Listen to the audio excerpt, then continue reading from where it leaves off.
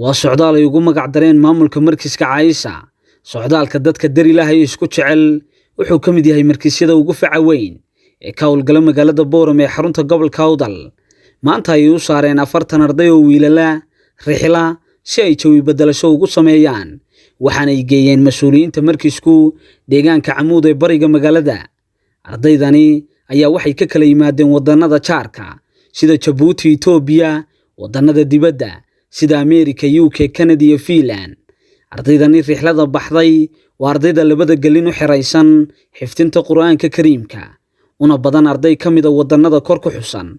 markii ay soo afmeereen dalxiiska iyo samaynta ciyaaro kala duwan, waxa halkaasi ka hadlay maamulka iyo macallimiinta markiiska qaarkood, iyagoona ka warbixiyay ujeedada guud ee safarkooda.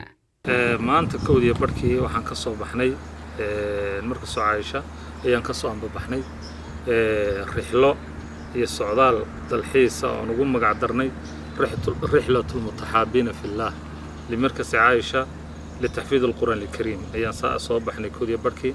waxaana joognaa hadda goobta taariikhiga ee Soomaaliya oo dhan garanayso bal geeska Afrika oo dhan jaamacadda Camuud ee qadiimiga ee taariikhda leh faca weyn leh ayaan ku suganahay. ardayda aan keenay waxa weeyaan taqriiban arday ilaa 40 arday ah, waxayna u xireysan yihiin oo labada galinba dhigtaan si ay u xifdii lahaayeen kitaabka Qur'aanka Kariimka. runtii ardaydaasina waxay ka yimaadeen dhammaan daafaha adduunyada Mareykan iyo Yurub u bataan, halkaas ay ka yimaadeen waxayna ku xifdiyaan Qur'aanka markiis Caaisha radiyallahu anha. madaxoogii iyo awalkoodina way xifdiyeen Qur'aanka oo sanadkan waxay tujinayeen masaajidada. rabadaanta ay nahay qiimaha badan la Ilaahay nabad ay nagu gaarsiin wax rajaynayna inay sanadkan tujiyaan oo tartanada caalamkana ka qayb galaan. ugu dambeyn dhambalkan diray waxa weeye dhammaan qof kasta oo ay maqlaya muuqeygana arkaya waxaan ku soo dhaweynaynaa markaska oo laga xifdiyo Qur'aanka Kariimka. waxaan runtii salaan gaar iyo ducaa gaar u dirayaa dadkii goobta imka Qur'aanka lagu dhigo salka u taagay aasay dhismaheega lahaa qoyska Reer Axmed Cabdinaasir meel kasta ay joogaan dhammaan waa salaamaya oo ducaynaya.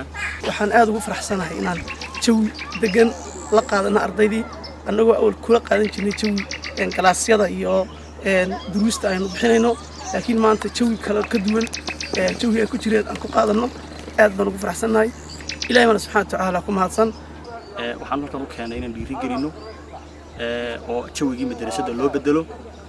alxamdulillah si fiican baan ugu dhacday. Ilaahay subhanahu wa ta'ala u mahad celinayna. intaa kadibna mikrofoonka Janish waxa loo siiyay qaar ka mid ah ardayda. اسمي مدثر بن سراج بن آدم. أنا طالب من طلاب مركز عائشة. جئت من إثيوبيا وخاصة في مدينة حرر.